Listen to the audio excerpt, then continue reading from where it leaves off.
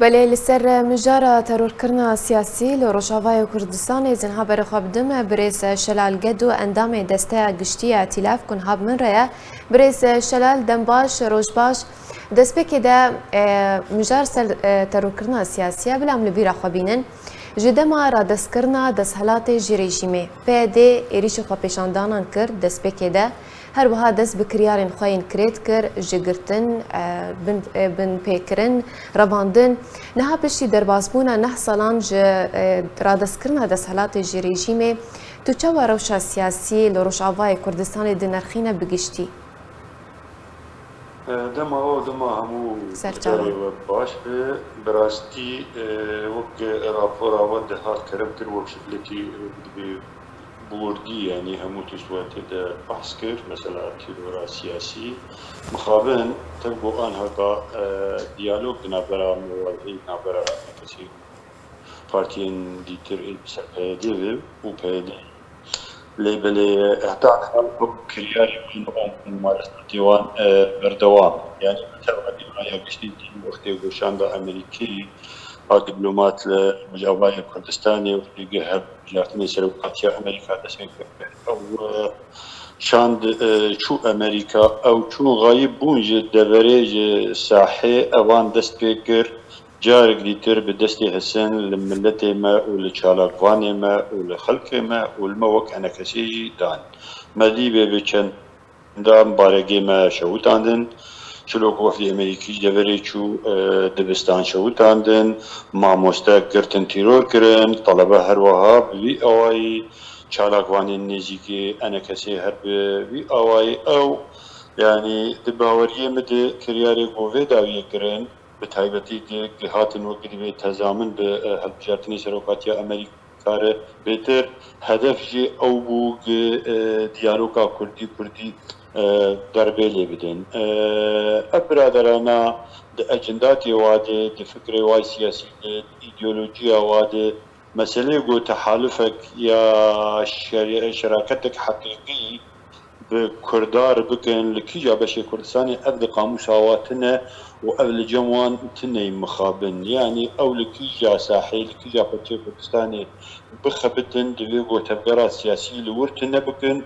وجي خو بيبي كسكي نهيلن ونمونا كردستانا باكور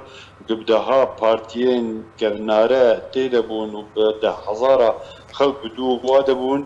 لوقت يقو اب بارتي هات پیدا کرن بري خو بدستبيك دان وات بارتي كردستاني و او وقت دبي تنكرن وقر كرن الباشور كردستاني الفيدريجي يعني قال لك محاولات درباري في مسألة كرن وحتى انهاجي بردوامن زيدي جارك براكوجي كرن ببارتي ديمقراطي كردستاني عراق زيدي جارك براكوجي كرني ديروك اخذ بيكتين اجتماعي كردستان وهروها بحكومتها هريما كردستاني رجي وانها كوكا امتد بين همو جغرافيا كردستان باش شور دخوازم بو قلاقلا چه بكن لقنديل حتاني شنغالي كوم كوجيا دكن نحقيا دكن لخلق لبيشمرقة حكومتها كردستان عراقي حتى لبيشمرقة ما روج يعني قد سوامي جواوي زيانا وارس بكن وسروان اخرتني نباش دكن وان اتهام دكن ما يعني امجي دوستي خو ما خوست رعيه ديالوغا كردي جارا داوي او كاربن ببن جارانتوري حقيقي بو في ديالوكي يعني وقت لكاتك ام ديالوكي بكن امي او ديالوكي بكن ابا ام ديالوكي بكن ام حوارك بكن جويه كتيكي والاليه دي وقت بيجن بعربي تراشقه اعلامي هبو شر ما بكن وهوالي ما تخوين بكن وان بقرن مباركي ما بشوتين المخابن باشا برز شلال لتانشت وان كومكوجيان لتانشت إيريشا لسر بيشمرقة لسر دريجاهية سالين درباسوي دا واتا جدما را دسكرنا دسهلات الجريجيمي بشتي شورشا سوريا كسين هردم خوديرول دشورشا سوريا دا هاتن ترور كرن لروجاوای كردستاني مينا نصر الدين برهك وكو بري چند روجكي نحصل لسر ترور كرناوي درباسبون هر وها هاتن بنشاف كرن هاتن رواندن مينا بهزاد دورسن لقالوا اف بروسيا رواندن و ترور كرن دكفا دا اجندين كيجان عالي دا عندك أجنداتي واندي يعني أجنداتي بيدي أبايا ناس كلين نجارة يكي أب بارتي ولد كن يعني أم تبتزانن بو بيدي بشكش بككي وبككي ديرو كاوي دولمند بوان كريارة يعني زيدي خلقكي بداها خلق حوالي دوستي وإيه بارتي دن لهمو بشي كردستاني رواندن وتنكرن أو كرني يعني ديالا شهيد نصر الدين برهدي يعني أم تبتزانن نصر الدين برهق بابي على شهيد ملت كردستاني وبمين خالد او شهيد ديروكا كردستاني دو هروا حوالي دي بو هادن شهيد كرند شورشا سوريا دي يعني بدستي وانيا بدستي رجيمي او بشهيد بونا دوستو حوالو هوغرين ما انا كسيب ملت كرد اواي كردستاني بيغمان وين كاربن ملت كرد نبكن وين كاربن شورشا ملت كرد بسكنين هنا وشن كاربن تعداي يعني مسيره انا كسي وقت بيجي بشكل إما أنا كسي هر أمي بردوام من الخبر تأخذ وهر بدستكي وقت بيجي أم دارا زيتونة أصنع زيتونة جوار بلند كانوا غير وارج بربو أمزان قناعتها مواي كبير بفتوكو ب جو كرد لسوريا كاربن ببن يقدم جو يكرنج ممكن وربتنا ما في كرد في در حقيقة قالكي زحمت به أم تفزانين أفسري 10 سال شورشا سوري جي وقت قدست فكري حيانها كرد دياري قود خسرن يعني وأجر وضع كرد وابمينه وكرد بخسارته قالكي مظن جي حولي دركبين دست فكري بي جو بيدي ببدا صلاة دار وقتی کو تفجر کردی همو یکو و اب هجمارا مزنج احزاب درست نکربون پارتیه جنها پرانی و فیسبوکین و وهمین و ندیارن همو چاودیرات گو بلکی کرد مراهنه سر کرده دکرن گو کرد ایگو بیتر و برابح میدان شورش سوریه کرد ایگو بیتر و دستکوتنا بدست فخه جبرگو دوری کردی آرام بون کرده به نرمگاهی به هدوء سیاست بکرن کرد لجانب اپوزیسیون سوریا بون برادرانا وقتی هاتن و بون دا صلاة تکلی رژیم کردن و چکی ورکردن مدی به چاوار و شا کرده تبدان و چاواگ زراعه دان دست خلقی چه رژیم چه حکومت ترکیه چه بشندینی تیرور ایشا بکن لسر دوری کرد باشا بريز شلال بلان بحثاتو متن كو هردم تينا عرض كرن جهر كسكيرا ام چالكوان ان سياسة مدار ورا قرتن جاليه بيديفا تومتا خيانتيا اللي قالوا افيك نشانا تشدد اف تومتا خيانتيا كو جهر كسكيرا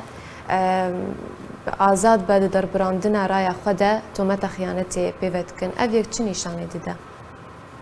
مفهوم واش خيانتي رنوك يتكسي نزانو بيش ما شكر بهم خاينة يعني أو خلقانا شكرنا حياة خاينة لبا واد مفهوم واد وقت تخدي تكليب برجيم رت نخا وقت تخدي تكليب بعثرو بالدزقاي أمني دولتي رت نخاي وقت تشورش قرب تلقى أوبوزيسيون سوريا وشورش سوريا بنابي تتكن خاين يعني مشكلة مفهومة يعني خيانة مقلوبة نوك كسكي أبي كان حاجات فوق قاربن ضربة بدن لخلكي خينين الأنجمن نشكن عندكم الدوست وهوالو وهو قريب خن يعني مفهوم مواجه خيانة جي كردايتي جي مافي قلي كردر جي شكلي خباتر قالر دي تنكليه دي بشن اوبوزيسيون سوريا نيك نوك براستي خلافك منظم قلتي كوردور دنابرا وان پارتیات نبرا پیدی و آن کسی هی ده همو هلوستا دول همو نرینن سیاسی ده درباره تشتی بول سوریا چه دیه لی افتشتاناجی باوریا مده حل نابند دیگو دیالوگ حقیقی هبه و دیگو گارانتورن حقیقی هبن خلقی گارانتی بدن ضامن حقیقی هبن يجيبوا في ديالوجي انا كنا واد برادرنا وكو تجربه ما يدري دريج بواره كتمني وابوي نيف قرن كردستان باكر ام من هر انجام سلبي دي يعني كارو خبر دوا انجامك باش هيان هاج بو كرد تدبرانه ده بريز شلال واتا لغوريا خفتناتا سركفنا فاندا نستاندنا دكاره ريغريه لفي ترور كرنا سياسي بك بيغمان اگر پیمانك حقيقي شركتك حقيقي هولتيك حقيقي بنظرة مواد شيء بنظرة أنا كسيدة بيقومان افتشتانا ويكاتي ونمينن هر وجود جوارتنه باش بلا ام بحثا جوانên Rojavayê Kurdistanê bikin ku pêşeroja Rojavayê Kurdistanê û pêşketina wê li ser milê nifşînû li ser milê ciwanên Rojavayê Kurdistanê li ev kiryarên pêdê ji bin çavkirin, terorkirin çawa bandorê li gencên Rojavayê Kurdistanê dike û ta çi qasî dihêle ku ev ciwanên Rojavayê Kurdistanê ji jiyana siyasî dûr bikevin. مخابن يعني بشك جملتي ما يعني بواري فان ناي بشارتي بيغمانجي باندورا وان كرياري و لسر جنجي كردا لسر اجيالي بجوكوتين باندورا كويقلكي دباوريا من النباش بي نهو دواري خباتي هر واري كتير نمونة امكاري مثلا بحثا تعليمي ومناهج يعني انا هكا همود بستان مناهجي واقو هرتني إبراني وانا وكمن مناهج إيديولوجي وكو إيديولوجيا بارتيا كاركرين كردستاني اف خلقي دوري پروردا حقيقي علمي دكه دوري پروردا كردهاتي دكه هر پروردا حزبية إيديولوجية تشتكي پر غلطة وباندوراوي ولسر أجيالينه لسر جنجال لسر كتشوكرين روج آواي كردستاني وباندورا قلقي مظنها بي اما يعني دستك اكشبوغي كدويجي اتفاقي كشفدي دنا برامو برز مظلوم عبدي خديه دستش خيريه ديالوجي او جيجي خديه نابو اتفاقي نابو هبو او وان كليرا بسكن تايبتي مثلا تعليم مثلا باندورا سلبي نباش لسر اجيالي بجوك داهاتي دكه لمخابن يعني سوزا dedin ki cari beni karın tenfis bikin ya naxwazim bu tekrar praktike باش gelek spas ji bo mêvanê min birêz şelalged û endamê desteya giştî ya tîlafê li ser şiroveyên te.